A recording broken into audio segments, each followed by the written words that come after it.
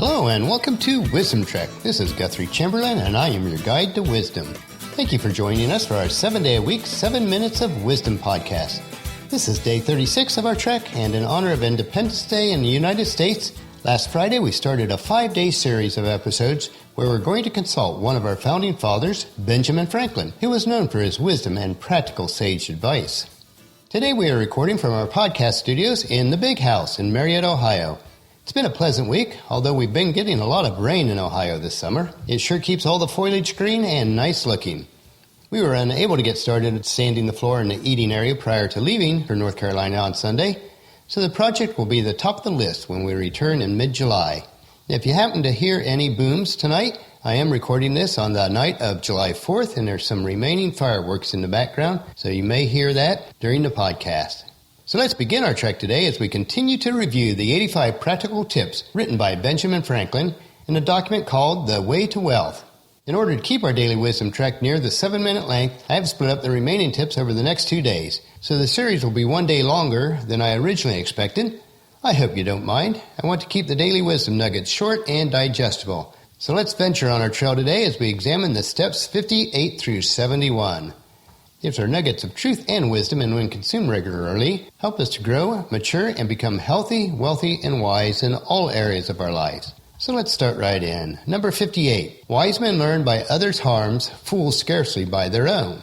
Now, when a wise person observes the wrongs done by others, they will learn and not fall into the same trap themselves. A foolish person rarely even learns from his own mistakes. Number 59. Silk and satins, scarlet and velvets put out the kitchen fire. Now this was a bit obscure to me, but once I studied it, it means if you spend money on luxuries when you cannot really afford them, especially if the money is borrowed, then you will not have the money for the basic necessities of life when you do really need it. Number 60. The plowman on his legs is higher than a gentleman on his knees. This refers to an honest, hard-working person, even in a common occupation, will have more honor than a person of high status that is lazy and unethical. Proverbs 12:11 puts it this way: a hard worker has plenty of food. A person who chases fantasies has no sense. Number 61. Always taking out of the meal tub and never putting in soon comes to the bottom. If we are always taking without giving back, then we will soon find that there is nothing left to take. Now on the converse, if we give generously, we will have plenty to spare, as indicated in Luke 6:38. Give and you will receive. Your gift will return to you in full, pressed down, shaken together, to make room for more, running over and poured into your lap. The amount you give will determine the amount you get back. Number 62. When the well is dry, they know the worth of water.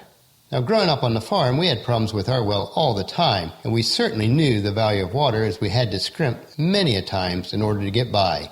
And as with most things in life, we don't really recognize the value of something until it is gone. This could be our health, our wealth, or our relationships. It has been said that even gold is worthless to a starving person if there is no food to purchase. Number 63. If you would know the value of money, go and try to borrow some. While I'm not a big proponent of borrowing money at all, with the possible exception of a home purchase, I do realize that there are times when it may be a necessity.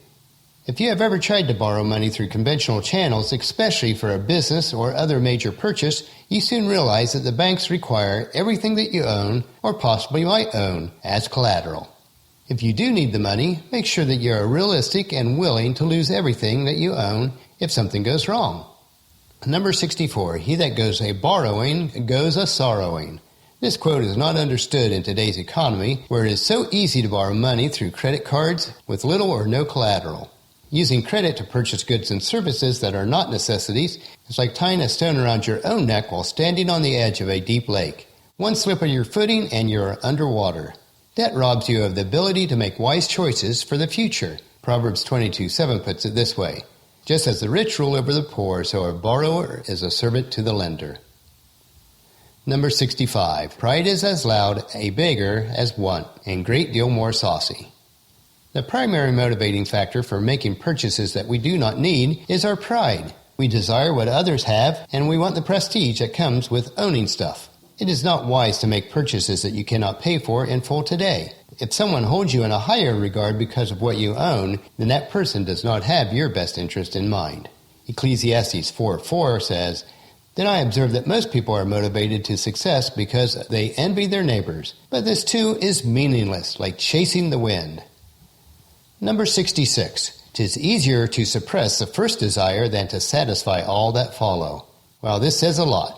Anyone who is a victim of any kind of addiction or dependencies knows this truth all too well.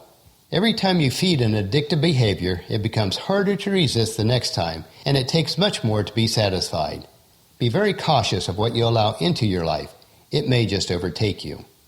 Number 67. Pride that dines on vanity sups on contempt. If you are driven to make purchases or choose any behavior because of vanity and pride, it will only lead to having contempt for yourself and those that are driving that behavior in you. Now, if you are satisfied with what you have and who you are today, then as you improve and are able to gain more, you will be satisfied with tomorrow. And the opposite is also true. Number 68. Pride breakfasts with plenty, dined with poverty, and supped with infamy. Now, pride is never satisfied. At first, we may feel a sense of satisfaction, but as our lives continue on, our pride will take control and consume us. Pride is always screaming, more, more. We need to realize that we are who we are today because of the others that have helped us and by the grace of God. Number 69. A second vice is lying. The first is running in debt. Now, being in debt causes us to make all sorts of unwise decisions. The first person we start lying to is ourselves. We convince ourselves that we need this stuff that we cannot afford. Then we lie to others by displaying a facade that is not true. Number 70. But what madness must it be to run into debt for these superfluities? Now, Ben Franklin's advice is certainly sage. When we purchase stuff that we do not need with money that we do not have to impress others who do not care, it's a sign of insanity. And 71, our final one for today. When you run in debt, you give to another power over your liberty. When we are in debt, we give others control over our lives. We become enslaved to this thief. This thief robs us of our ability to make wise choices. He robs us of our ability to do things that we need to do when we should. And he robs us of our ability to make an impact on the lives of others because we do not have the resources or time to do so. Well, that'll finish our podcast for today. If you missed any of the previous podcasts in this series or any of the previous podcasts at all, please check out Wisdom Trek at iTunes, Stitcher, SoundCloud, or wisdom-trek.com.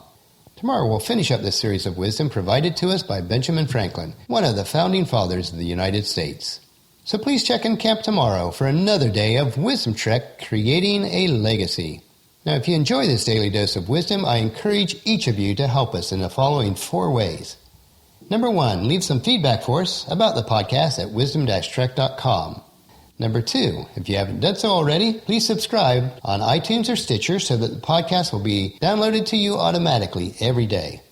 Number 3, if you previously left us a rating on iTunes or Stitcher, I certainly appreciate it. It means a lot to us. But if not, leave us a rating so we can gain more exposure for others to listen to Wisdom Trek. And number 4, spread the word to everyone you know. Have them join us on our Wisdom Trek. I would really appreciate it, and I thank you for allowing me to serve in this manner. The journal for this podcast can be found at wisdom-trek.com, where we have pictures, tweetable sayings, wisdom nuggets, and free resources. As we take this trek together, let us always remember to live abundantly or fully, love unconditionally, listen intentionally, learn continuously, lend to others generously, lead with integrity, and leave a living legacy each day. This is Guthrie Chamberlain reminding you to keep moving forward, enjoy the journey, and create a great day. See you tomorrow.